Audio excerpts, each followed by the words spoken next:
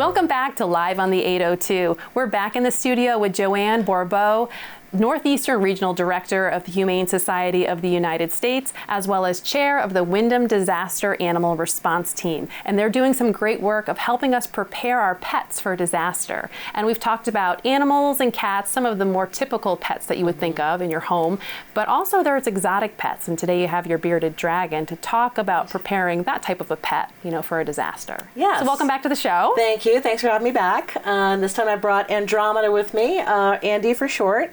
Andy is a bearded dragon. They're native of Australia, and you can find them in pet stores as well here in Vermont. She was actually abandoned at a police station in southern Burlington a few years ago, and a wildlife rehabber friend of mine hooked us up with her as a pet. I'd actually never had a reptile as a pet before, so it's been an interesting adventure to kind of learn what their needs are versus cats and dogs, which is what I'm certainly more used to. And in terms of disaster preparedness and response, they do have very different needs than cats and dogs. They number one, meaning they need a heat source. So in Vermont, we've had a couple of times when we've had extended power outages and have not had a heat source for her. It's been a concern. She's okay for a day or two or a couple of days, but after a while, it's you thinking we need to get her somewhere else that's safe. So luckily we've never been in a case where we've had to do that yet, but we're fully prepared to. I brought some of the disaster supplies that we've put together for Andy to have with her. Number one, it's important to have some sort of hiding box. I mean, they can go into a crate like this pretty easily and be perfectly fine with, we've got reptile carpeting that they can, a substrate that she can be on.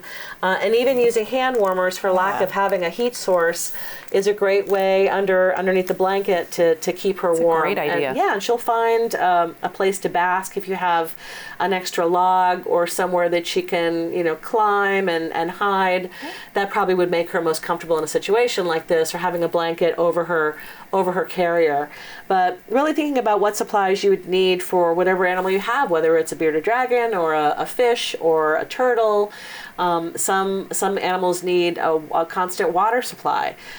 She has a little bathtub that she goes in when she sheds her skin, and she loves to climb. So anything that we can do to try to keep their environment as consistent as it is in the home is great.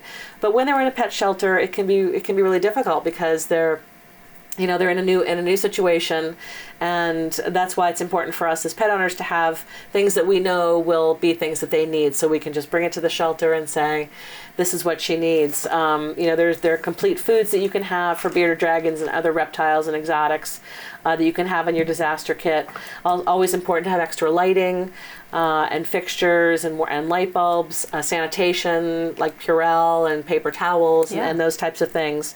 Typically if you're bringing your animal to a pet-friendly shelter in a time of disaster, whether they can actually be safely housed there is going to depend on who's there and if they know, how to take care of that particular kind of animal. Yeah. So, or have the capacity. Like, for example, for birds, they also need to be kept in a really warm space, and they get stressed very easily. So we've had situations where it's really not safe to have them in an emergency shelter situation.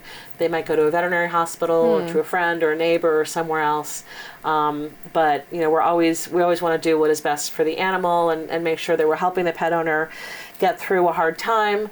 Our staff, we have people on our team who have expertise in all kinds of different animals, from horses to reptiles and dogs and cats and you name it. So we cross-train our team to be able to shelter under the same circumstances for any kind of animal. We have standard operating procedures that we've developed for different breeds of animals, and our volunteers are really invested in making sure that we have a safe situation and a safety net for pets here in Windham County in case we ever had a disaster. Absolutely. It sounds like you have a wonderful resource for people to utilize, whether you want to get a checklist of different items to have on hand. And it sounds like for any pet, if you have a go kit that's ready to go with the items that you know are essential for your pet, then you can just grab it and leave in an emergency. So that's going to be key. So what is the best place for people to go and get more information about pet preparedness? Well, our website is filled with great information. We've tried to make it a one-stop shop for pet owners here in Vermont, and you can go to vermontdart.org and find all kinds of lists, and of course, do a Google search if you want something more particular to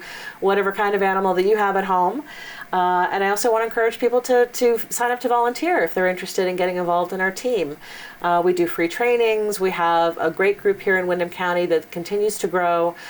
We'd love to have more expertise on the team, somebody who has expertise in snakes or other animals that are typical pets that we'd see. So the more the merrier. Veterinarians, vet techs, everyone is welcome to join the team, and they can also find information about how to volunteer on our website as well, vermontdart.org. Joanne, thank you so much for being here and for all that you and the Humane Society do. We really appreciate it. Thank you. Thanks for helping us spread the word. Absolutely. And thanks for tuning in. More to come live on the 802.